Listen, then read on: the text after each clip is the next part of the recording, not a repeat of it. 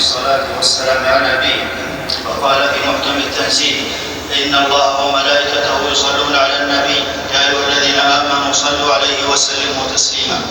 اللهم صل وسلم وبارك على نبينا محمد وارض عن الخلفاء الراشدين الذين قضوا بالحق وبه كانوا يعدلون: أبي بكر وعمر وعثمان وعلي وعن سائر الصحابة أجمعين، وعنا معهم بجودك وكرمك يا أكرم الأكرمين.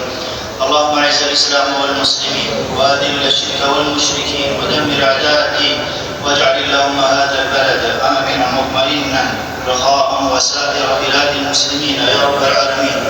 اللهم وفق إمامنا وولي عهده لما تحب وترضى، وخذ بناصيتهما للبر والتقوى، وانفع اللهم بهما الإسلام والمسلمين.